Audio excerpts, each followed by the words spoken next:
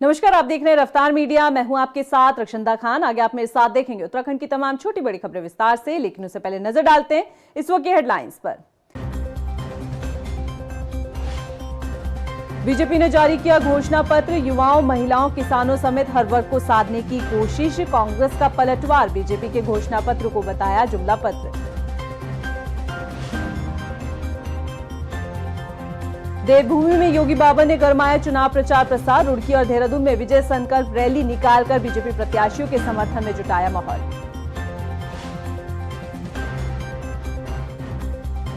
लोकसभा चुनाव के बीच नेताओं के बीच जुबानी जंग। चुनाव में आई बाबर और राम की लड़ाई। मंत्री सतपाल महाराज ने कांग्रेस पर साधा निशाना।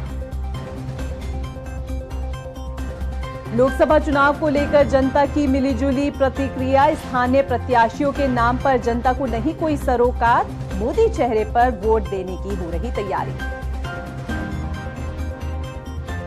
हेडलाइंस के बाद बुलेटिन में खबरें विस्तार से। और बात सबसे पहले करते हैं भाजपा ने जारी की अपने घोषणा पत्र की। सत्ता पक्ष बीजेपी ने जनता के बीच अपना घोषणा पत्र जारी कर दिया है। बीजेपी ने अपने घोषणा पत्र को टाइटल दिया है मोदी की गारंटी। चलिए इस रिपोर्ट में आपको बताते हैं कि आखिरकार बीजेपी ने अपने घोषणा पत्र के जरिए कैसे वोटर्स को साधने की कोशिश की है। रिपोर्ट देखिए। देर से ही सही, लेकिन बीजेपी ने आज अपना घोषणा पत्र जारी कर दिया है। बीजेपी ने अपने घोषणा पत्र को मोदी की गारंटी नाम दिया है। बता दें कि 19 अप्रैल को लोकसभा चुनाव के पहले चरण का मतदान होना है। इससे 6 दिन पहले ही बीजेपी ने अपना घोषणा पत्र जारी किया है। ऐसे में क्या ये जनता को प्रभावित कर पाएगा, ये एक बड़ा सवाल है। बीजेपी का कहना है कि पार्टी ने अपने घोषणा पत्र में गरीबों, युवाओं, किसानों और महिलाओं पर विशेष ध्यान दिया है। अब आपको बताते कि आखिर बीजेपी के घोषणा पत्र में क्या है। आने वाले 5 साल में फ्री राशन की योजना जारी रहेगी। जन औषधि केंद्रों का विस्तार होगा। 5 लाख का मुफ्त इलाज मिलता रहेगा। 70 साल की आयु के हर बुजुर्ग को आयुष्मान योजना के अंतर्गत लाया जाएगा। 3 करोड़ और घर बनाने का संकल्प है। मुद्रा योजना के तहत 20 लाख रुपए का लोन मिलेगा। ट्रांसजेंडर्स को भी आयुष्मान योजना के दायरे में लाने का निर्णय लिया गया है। 3 करोड़ बहनों को लखपति दीदी बनाने की गारंटी ली है। गरीबों की थाली पोषण वाली होगी। उज्ज्वला योजना आगे जारी रहेगी। जन औषधि केंद्रों पर सस्ती दवाएं मिलती रहेंगी। सूर्य घर मुफ्त बिजली योजना जारी रहेगी। पीएम किसान सम्मान निधि आगे भी जारी रहेगी। देश में डेयरी सहकारिता समिति की संख्या भी बढ़ाई जाएगी। प्राकृतिक खेती पर बल दिया जाएगा। नैनो यूरिया के ज्यादा से ज्यादा इस्तेमाल पर जोर दिया जाएगा। देश में जनजाति समाज के योगदान को मान्यता देते हुए जनजाति गौरव दिवस मनाने का संकल्प है। 700 से ज्यादा एकलव्य स्कूलों को बनाया जाएगा। तमिल भाषा की प्रतिष्ठा बढ़ाने की हर कोशिश होगी। देश के कोने कोने में वंदे भारत का विस्तार होगा। आर्टिकल 370 सीए और यूसीसी का जिक्र है। बीजेपी ने अपने घोषणा पत्र को हर वर्ग का घोषणा पत्र बताया है और संकल्प 2047 के लक्ष्य को आसान बनाने में बेहतर साबित होने वाला बताया है। 2024 के लोकसभा चुनाव के लिए भारतीय जनता पार्टी का ये संकल्प पत्र मोदी जी की गारंटी से इन 10 सालों में जो लोगों की सामाजिकी, लोगों की आर्थिकी के लिए एक बड़ा संबल बनकर आया है। यह संकल्प पत्र इस बात की गारंटी है कि इन 70 सालों में जो वर्ग या जो जातियां जो विकास के अंतिम कतार पर खड़े थे, आज वो देश के विकास की अग्रिम कतार पर आ गए हैं। यह इन 10 सालों की मोदी की गारंटी का असर है। वहीं कांग्रेस ने बीजेपी के घोषणा पत्र को जुमला पत्र बताया है। देखिए, जो घोषणा पत्र जारी किया है, जिस तरीके से घोषणा पत्र बना है 13 दिन के अंदर और मात्र 1 घंटा 40 मिनट की प्रेस कॉन्फ्रेंस में एक तरफा संवाद के साथ इस घोषणा पत्र को जारी किया गया है, वही ये दिखाता है कि भाजपा इस घोषणा पत्र को लेकर के कितनी गंभीर है। दूसरी बात, इस घोषणा पत्र में पूरे के पूरे घोषणा पत्र में जब इस देश के अंदर हर रोज 2 किसान और 2 नौजवान जो है आत्महत्या कर रहे हैं, इस पूरे के पूरे घोषणा पत्र में रोजगार का जिक्र, शब्द जो रोजगार है वो सिर्फ मात्र 2 बार आता है। ये घोषणा पत्र कहीं ये नहीं बताता कि 2014 और 19 के अंदर जो उन्होंने वादे किए थे, 100 स्मार्ट सिटीज लाएंगे, काला धन लाएंगे, बुलेट ट्रेन लाएंगे, पता नहीं क्या क्या उन्होंने जो वादे किए थे, वो सारे के सारे वादे कहाँ तक पूरे हुए, उसके बारे में आज इस घोषणा पत्र को जारी करते हुए उन्होंने कुछ नहीं बताया। हम इतना कह सकते हैं कि जिस तरह से मोदी जी जुमलों की बरसात करते हैं, उसी तरीके से ये घोषणा पत्र भी एक जुमलों का दस्तावेज है और झूठ का दस्तावेज है। आपने कई चीज़ें कही हैं, जैसे मैं अभी पढ़ रहा था एमएसपी की बात आई है, आप कह रहे हैं कि बढ़ोतरी कर रहे हैं लेकिन गारंटी की बात नहीं करेंगे।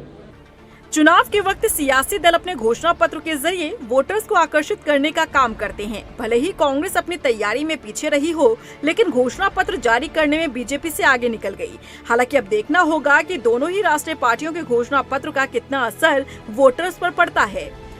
रफ्तार मीडिया के लिए देहरादून से सुशांत सिंह के साथ ब्यूरो रिपोर्ट। लोकसभा चुनाव का मतदान नजदीक आते आते बीजेपी के स्टार प्रचारकों का जमावड़ा देवभूमि उत्तराखंड में लगा हुआ नजर आ रहा है। इसी क्रम में यूपी के सीएम योगी आदित्यनाथ ने उत्तराखंड दौरे पर 2 लोकसभा सीट पर निशाना साधा। उन्होंने रुड़की में विजय संकल्प रैली को संबोधित करने के साथ ही देहरादून में भी विजय संकल्प रैली को संबोधित किया और बीजेपी प्रत्याशी त्रिवेंद्र सिंह रावत, साथ ही टिहरी से राजलक्ष्मी शाह जो कि भाजपा प्रत्याशी है, उनके समर्थन में वोट की अपील की। मंच से सीएम योगी आदित्यनाथ ने कहा कि स्वतंत्र भारत में अगर किसी को सम्मान दिया गया है तो वो मोदी सरकार में दिया गया है। अयोध्या बन चुकी है ना, उसी तर्ज पर हरिद्वार को भी बनाना संवारना है। इसके लिए सौभाग्य से त्रिवेंद्र जी आपके सांसद प्रत्याशी के रूप में आपके बीच आ चुके हैं। अनुभव, जब व्यक्ति का अनुभव होता है उसको प्रभावी क्रियान्वयन के लिए कोई समय नहीं लगता। ये देश आज जो लाभ प्राप्त कर रहा है, मोदी जी ने 90 समय तक गुजरात के मुख्यमंत्री के रूप में जो अनुभव अर्जित किया। लोकसभा चुनाव अपने चरम पर है। सभी राजनीतिक दल जहां लोकसभा चुनाव को जीतने के लिए जद्दोजहद कर रहे हैं और वहीं अब ऐसे में राजनीतिक दलों के बयानवीर भी पीछे हटने को नजर नहीं आते दिख रहे हैं। बता दें कि बीजेपी की ओर से एक बार फिर कांग्रेस पर निशाना साधा गया है और एक दूसरे पर जमकर दोनों ही दल जो हैं वो तंज कस रहे हैं। अब इस बीच लोकसभा चुनाव की जो लड़ाई है वो राम और बाबर पर आ गई है। कैसे, ये रिपोर्ट देखिए। लोकसभा चुनाव जैसे जैसे नजदीक आ रहे हैं वैसे वैसे सियासी दलों के नेताओं के बीच बयानबाजी भी तेज होती दिख रही है। ये लड़ाई अब राम मंदिर और बाबर की मजार तक आ गई है, जिसको लेकर इन दिनों बीजेपी और कांग्रेस में जुबानी जंग छिड़ी है। बता दें कि हाल ही में बीजेपी सरकार में कैबिनेट मंत्री सतपाल महाराज ने एक बयान में कहा कि कांग्रेस सरकार में विदेश मंत्री रहे नटवर सिंह ने अपनी किताब one life is not enough में लिखा है कि 1959 में जवाहरलाल नेहरू, 1968 में इंदिरा गांधी, 1976 में राजीव गांधी और 2005 में राहुल गांधी ने मनमोहन सिंह के साथ अफगानिस्तान में बाबर की कब्र का दौरा किया। इसलिए सनातन विरोधी कांग्रेस ने आमंत्रण मिलने के बाद भी रामलला के दर्शन करना उचित नहीं समझा। नेता नटवर सिंह जो विदेश मंत्री थे, उन्होंने अपनी किताब one life is not enough में स्पष्ट किया है कि 1959 में जवाहरलाल नेहरू, 1968 में इंदिरा गांधी, 1976 में राजीव गांधी और 2005 में राहुल गांधी जब मनमोहन सिंह के साथ अफगानिस्तान गए थे तो ये बाबर की मजार पर गए थे। तो बाबर की मजार पर जाना उनको कबूल है, पर राम मंदिर की जो प्रतिष्ठा हो रही है, उतना बड़ा मंदिर बन रहा है, वहां जाना इनको कबूल नहीं है। तो ये इनकी पूरी नीति को दर्शाता है। वहीं सतपाल महाराज के बयान पर कांग्रेस ने पलटवार किया है। कांग्रेस प्रवक्ता गरिमा दसोनी ने कहा कि चारों मठों के शंकराचार्य ने भी प्राण प्रतिष्ठा के कार्यक्रम में जाने से मना कर दिया। क्या उन शंकराचार्य को भी हिंदू ना समझा जाए? मजार की बात सतपाल महाराज ने कही कि कांग्रेसी नेता बाबर की मजार में जाना पसंद करते हैं, राम मंदिर में नहीं। तो मैं कहना चाहती हूँ सतपाल महाराज जी से कि चारों मठों के शंकराचार्यों ने भी प्राण प्रतिष्ठा के कार्यक्रम में जाने से मना कर दिया। क्या उन शंकराचार्यों को भी आप हिंदू नहीं समझते? और वहीं 2005 में लाल कृष्ण आडवाणी जो भारतीय जनता पार्टी के दिग्गज नेता थे या हैं, उन्होंने पाकिस्तान जाकर जिन्ना की समाधि पर श्रद्धांजलि देने का काम किया। उसको आप किस नज़र से देखते हैं? एक तरफ जहां तमाम पार्टियां प्रचार प्रसार में जुटी है, तो वहीं चुनाव नजदीक आते ही नेताओं की बयानबाजी भी तेज हो गई है। अब देखना होगा कि धर्म की सियासत जनता की मानसिकता पर कितना प्रभाव डालती है। रफ्तार मीडिया के लिए देहरादून से सुशांत सिंह की रिपोर्ट। राज्य में निर्वाचन आयोग ने आम चुनाव में 85 साल से अधिक उम्र वाले मतदाताओं और दिव्यांगजनों, जो कि बुजुर्ग मतदाता हैं, उनके साथ ही दिव्यांगजन मतदाताओं के घर घर जाकर पोस्टल बैलेट के जरिए मतदान करने की जो प्रक्रिया है वो शुरू कर दी है। आपको बता दें कि काफी वक्त से मतदान किया जा रहा है। निर्वाचन आयोग के मुताबिक उत्तराखंड में 84.73% मतदान घर घर जाकर पोस्टल बैलेट के जरिए हो चुका है। उम्मीद की जा रही है कि ये मतदान प्रतिशत अभी और आगे बढ़ेगा। वहीं सी विजिल ऐप के जरिए जो शिकायतें मिल रही हैं उस पर भी कार्रवाई की जा रही है। मतदान प्रतिशत बढ़ाने पर भी आयोग का फोकस है।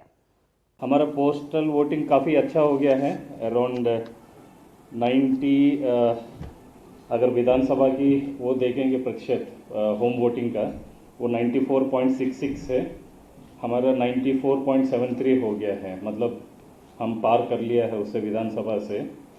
और उम्मीद है कि इसको और बढ़ेगा, क्योंकि अभी 1-2 ज़िले में अभी पेंडिंग है, पौड़ी में अभी हो रही है। सो मुझे उम्मीद है कि हम 95% तक हम पहुंच जाएंगे। लोकसभा सामान्य निर्वाचन के मतदान में अब केवल 5 दिन बचे हैं, लिहाजा निर्वाचन ने सभी तैयारी को पूरा कर लिया है। नैनीताल जिले की 6 विधानसभाओं के लिए सभी कार्मिकों को प्रशिक्षण देने के साथ ही उनको ड्यूटी पत्र भी वितरित कर दिए गए हैं। निर्वाचन नोडल अधिकारी विशाल मिश्रा ने बताया कि सभी विधानसभाओं के लिए ईवीएम में प्रत्याशियों के नाम और चुनाव चिन्ह भी फिट कर दिए गए हैं। ईवीएम मशीन्स की कमीशनिंग है, उसके बारे में आज मैं आप लोगों को अपडेट करना चाहूँगा।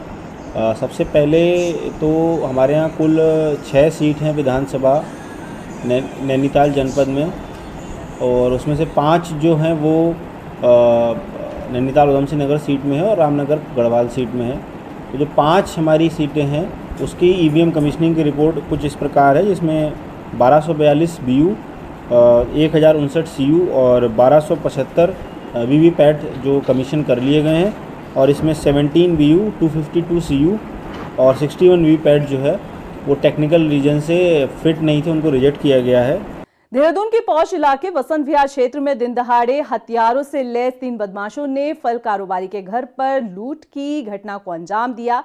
आपको बता दें कि बदमाश करीब 2 घंटे तक कारोबारी के फ्लैट पर रहे और परिवार वालों के साथ मारपीट की। इसके बाद बदमाशों ने न सिर्फ लाखों रुपए के जेवरात और 8 लाख रुपए की नकदी पर हाथ साफ किया, बल्कि कारोबारी के बेटे और छोटे भाई को बंधक बनाकर साथ ले गए। हालांकि बाद में बदमाशों ने दोनों ही लोगों को शहर से 25 किलोमीटर दूर जाकर छोड़ दिया। हाइट सोसाइटी है थाना वसंत विहार में, पौष इलाके में, और यहाँ एक सनसनीखेज लूट की वारदात को अंजाम दिया गया था। इसमें 3 बदमाश जो है 6th फ्लोर पर श्री विकास त्यागी हैं जो वादी हैं, उनकी पत्नी और उनके 2 बच्चों को जो है ओवरपावर करके उनके घर में 7.5 लाख रुपए जो कैश थे और अन्य जो जितने भी ज्वेलरी थी जो उनके घर पे रखी हुई थी उसको सभी लूट कर ले गए थे। और बदमाश करीब 1.5 से 2 घंटे वहाँ पर रहे, और साथ ही साथ जब उनके ब्रदर जो विकास त्यागी के ब्रदर हैं इसी दौरान आए तो उनको भी ओवरपावर करके वहाँ पर बंधक बना लिया था। उस बाइक के नंबर के आधार पर हमने एक व्यक्ति को इसमें चिन्हित किया जिसका नाम ओमवीर था, और ये बेसिकली भगवानपुर का रहने वाला है। और इसके बाद जब सोमवीर की तलाश की गई तो पता चला कि ये एक नया नंबर जो अपनी वाइफ का इस्तेमाल कर रहा है, अपने नंबर को बंद करके निकला हुआ है। तो मुखबिर की सूचना पर और जो हमारे पुलिस तंत्र के लोग जुड़े हुए हैं इसके आधार पर उसको आचारोड़ी के आगे सहारनपुर जाते वक्त इसको अरेस्ट किया गया। इससे एक बैग मिला जिसमें 3.5 लाख रुपए जो उसको अपने हिस्से में इस लूट के षड्यंत्र की योजना में शामिल था। देश भर में पीएम मुद्रा योजना के नाम पर ठगी करने वाले साइबर ठगों के गिरोह का सरगना जो है दीपक राज को एसटीएफ ने मथुरा से गिरफ्तार किया। एसटीएफ की टीम ने गिरोह से अब तक 1,31,000 रुपए के साथ ही 23 mobile phone, 18 ATM card, 71 SIM card के अलावा 2 बैंक की पासबुक बरामद की है। बता दें कि आरोपी के खिलाफ सेलाकुई के साथ ही देहरादून साइबर थाना में भी पहले से एफआईआर दर्ज है। देखिए, कुछ दिनों पूर्व जो हमारे एसटीएफ और साइबर क्राइम की टीम है इनके द्वारा एक मुद्रा लोन योजना के नाम पर फर्जीवाड़ा करने वाले गिरोह का भंडाफोड़ किया गया था, जिसमें 2 लोगों को गिरफ्तार किया गया था और जिनके कब्जे से बड़ी संख्या में mobile phone, SIM cards, passbook इत्यादि बरामद किए गए थे। और इनसे जानकारी करने पर, पूछताछ करने पर ये सामने आया था कि ये लोगों के द्वारा मूल रूप से सदर्न स्टेट्स, आंध्रा, तेलंगाना आदि के लोगों को फ़ोन करके और मुद्रा योजना के अंतर्गत लोन दिलाने के नाम पर उनसे धोखाधड़ी की जा रही है। अभी के लिए फिलहाल इतना ही, मुझे दे इजाजत। लेके चलते चलते नजर डालते इस वक्त की हेडलाइंस पर। नमस्कार। बीजेपी ने जारी किया घोषणा पत्र, युवाओं, महिलाओं, किसानों समेत हर वर्ग को साधने की कोशिश। कांग्रेस का पलटवार, बीजेपी के घोषणा पत्र को बताया जुमला पत्र। देवभूमि में योगी बाबा ने गरमाया चुनाव प्रचार प्रसार। रुड़की और देहरादून में विजय संकल्प रैली निकालकर बीजेपी प्रत्याशियों के समर्थन में जुटाया माहौल। लोकसभा चुनाव के बीच नेताओं के बीच जुबानी जंग, चुनाव में आई बाबर और राम की लड़ाई। मंत्री सतपाल महाराज ने कांग्रेस पर साधा निशाना। लोकसभा चुनाव को लेकर जनता की मिलीजुली प्रतिक्रिया, स्थानीय प्रत्याशियों के नाम पर जनता को नहीं कोई सरोकार, मोदी चेहरे पर वोट देने की हो रही तैयारी।